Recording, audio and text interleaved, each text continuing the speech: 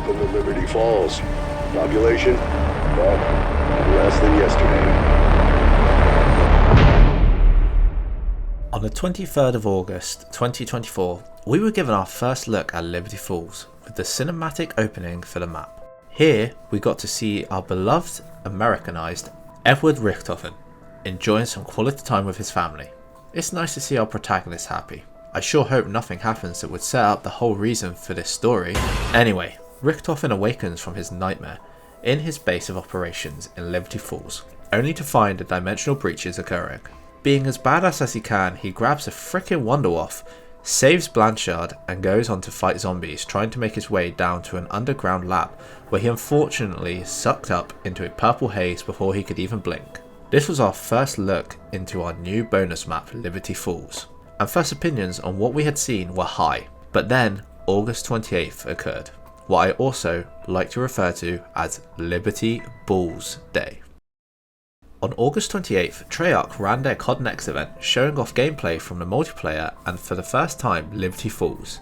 Now by this point we had already seen Terminus gameplay, which was setting the standard high, but this is the opposite of what Treyarch received during COD Next. During this event we saw a watered down version of the map, no easter eggs, solely gameplay, and the fans weren't happy. A combination of bland looking gameplay and creators hitting high rounds with ease had the fans concerned, with the map quickly gaining a new name. Liberty Balls. At this point, there was limited hope for what this map could be, and the hype died down quickly. Nonetheless, on October 25th, Black Ops 6 was released, and we could gain an actual feel for how these maps felt. And if I'm honest, I think it's managed to sway opinions, but let's dive deeper into why. Now one thing I do want to reiterate before we go forward with this is that the map has been categorized as a bonus map, and therefore a lot of these arguments may lean on that.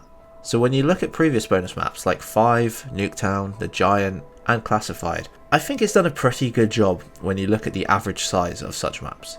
And I'd say Liberty Falls is actually on the larger side when compared to these. Now don't worry guys, size isn't everything, it's how you use it. Isn't that right fellas? First we have the spawn area.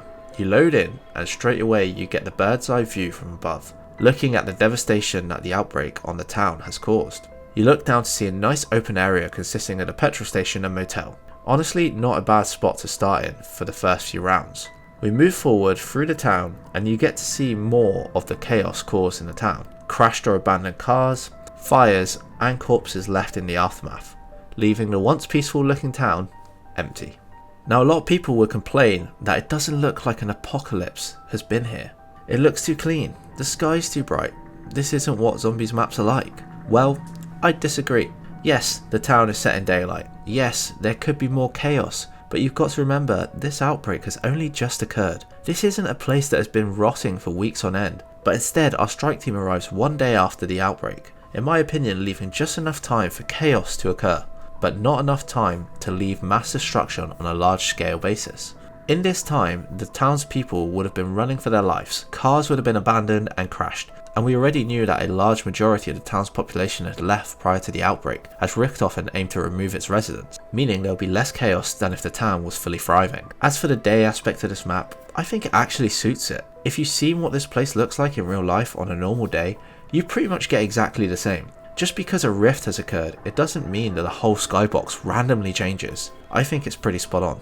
Moving on from the map itself, I wanted to discuss the easter eggs of the map. First up we have our main story quest. We start off as a rescue crew looking for survivors. Blanchard tasks us to investigate the town where we find the church. Upon entering this place, we come across a pocket dimension of the Dark Ether, with Project Genesis' Dr. Panos trapped inside the Dark Ether itself. From here, we're tasked with returning Panos to the real world, building the much needed, improved upon jet gun.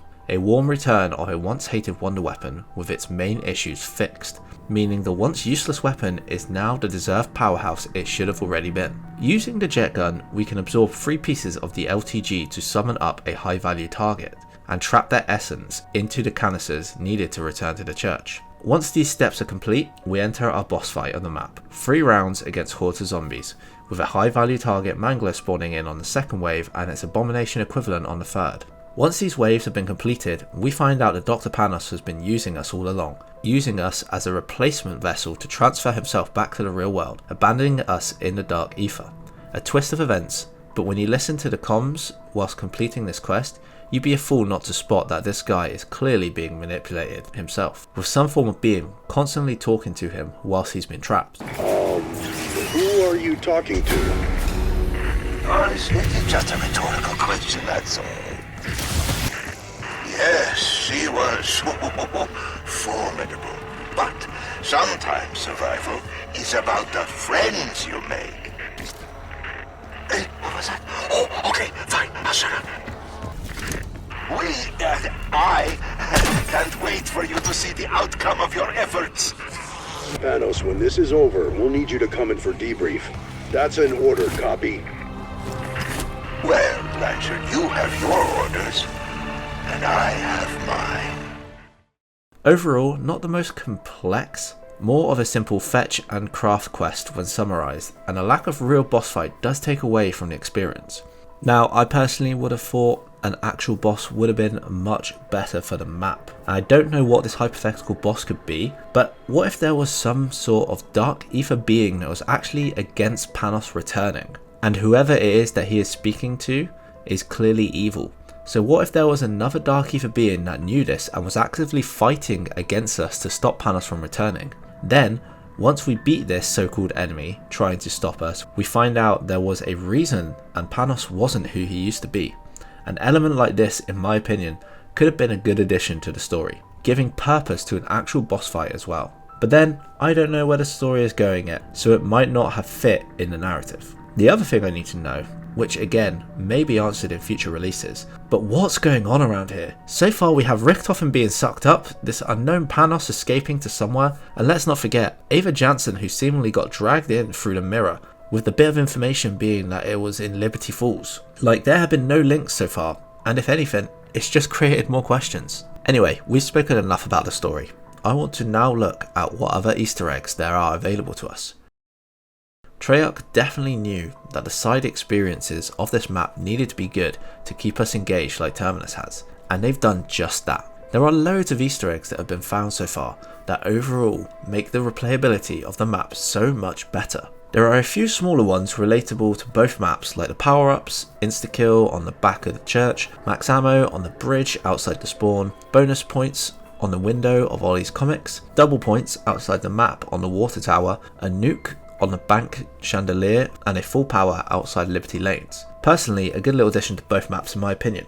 We've also got some small eggs like the blood pool spitting out salvage on vermin rounds, the bus dancing zombies, and the vending machine, which can give you some great rewards, yet all I seem to get is essence and salvage, and of course, cereal. Another great one is the Aetherella statues, giving you the ability to turn into Aetherella herself. Like, how cool is that? And I also like the way it entails the use of the jet gun, really pushing you to get the most out of the map. But the best addition for me is the bowling Easter egg. If you can shoot the 5 pairs of shoes hidden around the map, you get teleported into the bowling alley, surrounded by a bunch of zombie fanboys cheering you on. It really gives you the Die Machine coffin dance Easter egg vibe. But this time around, you have to work for your reward. You have to put your skills to the test and bowl down as many zombies as you can in the time given, and not go for strikes like I first thought when I played. Now, as a solo, I don't know if the score affects the rewards you get, but obviously when playing with friends, you get that competitive side come out for who can win, bringing in the fun that you really want when playing the games. And let's not forget the hidden song of the map as well. Finding the 3 pairs of headphones around the map plays the new Kevin Sherwood and Christina Scabia, Destroy Something Beautiful. God, I hope I pronounced that name right. This song is a certified banger, and I cannot get enough of it. Pretty much every time I play this map, this song has to go on. It's too good not to. Okay, so we've mentioned the good, now it's time to mention the bad.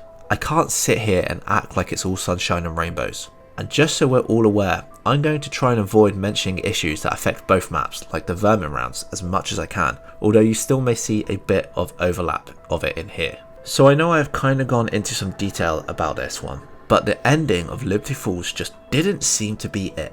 When you look at Terminus, we got this awesome boss fight with Patient 13, whereas here you just get a special abomination and Mangler. Yeah. We've also spent all this time sorting out a rescue for Dr. Panos for us just to be trapped whilst he walks into the sunset. I will admit there is still plenty of the story to come out, so I won't judge it too much, but right now, it just doesn't make sense.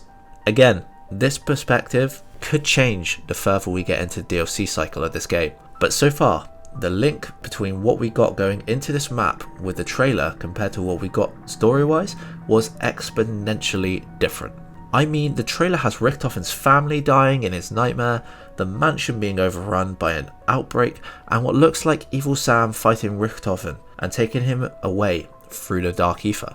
That is not what we got on the map. The closest link that I can theorize so far is that the outbreak was caused from whatever Dr. Panos was doing in the Dark Ether Church, and whatever research he was conducting caused a breach whilst also turning the church into the ether field that it now is. And even if I am right or wrong on that occasion, we don't even get to see the mansion in the map or the underground base. Like, I can't tell you how excited I was at the possibility of going around this mansion and potentially having an underground area in the map, but none of this came to fruition, which in my opinion is a missed opportunity. This next one to me is a bit of a niche one, but I still think it should be mentioned. The overall map layout for me is fine. It's got plenty of nice open areas with various movement abilities, but one section I want to love but just struggle with is Ollie's comics. Now this section of the map is clearly meant to attract players. When you go through your first set of doors, Ollie's comics stands out as the main shop down the street. The big sign outside, the Ephorella statues scattered around the shop, and of course this is where you collect a section of the jet gun. All of this on top of the Ephorella statue itself suggests that this area was designed to be used on a regular basis. Yet I only find myself going there on 3 occasions: to get quick revive, to get the jet gun part, and to complete the one Sam trial to get trap kills. Who knows, maybe I'm just overthinking this, but to me it just seems like they wanted more from this area than what we do. The final criticism I have relates to everyone's favourite Black Ops 6 meme category so far: the bosses. Of course, we all know the overarching issues that this game faces right now, with an overwhelming number of special zombies, especially those goddamn manglers, but I'm more specifically talking about the 2 special units we have in this map. Of course, the just mentioned Mangler and the Abomination. When the Mangler was first introduced all the way back in Black Ops 3's Gerald Crovey, he was a cool unique enemy type, a fresh addition to the zombies lore. Nowadays, it seems the Mangler is in pretty much every map, blasting that goddamn cannon at you wherever you go. You cannot escape that nightmare-fueled sound coming your way, ready to pummel you into a horde of zombies. This is also starting to become an issue with the Abomination as well. First introduced in Cold War, the Abomination is starting to rack up its appearances in different maps, and whilst I don't hate this special type, apart from its beam attack that is, I do not want to see the same old assets put into future maps just for the sake of it. The whole point of special units are that they relate back to the situation we are in. Take the new Amalgam boss for example. This boss type is specific to Terminus, created from the unethical research on humans mutating them into monsters. Now imagine if this special type randomly turns up in one of the DLC maps. Why would it even be there? These are things that in my opinion need to be considered going forward, because if I even see a glimpse of a Mangler in Castle de Morse, I swear I'm going to flip. Whilst Liberty Falls has its ups and downs, just like any map, I still believe that this is a fairly strong addition to the franchise itself. And whilst not as complex and groundbreaking as Terminus, it still does deserve respect for what it brings to both casual gameplay and overall enjoyment. So for me, Liberty Falls gets a 7 out of 10. But that's enough for one video. I think I've spoken for long enough around this map. So now I just want to know what your experience of Liberty Falls is. Do you guys enjoy it or not so much? Let me know, and let me know why. Apart from this, I just want to say a massive thank you to the channel members. The extra support is greatly appreciated. And if you have enjoyed the video, make sure to leave a like and subscribe for more zombies content. And I shall see you all in the next video.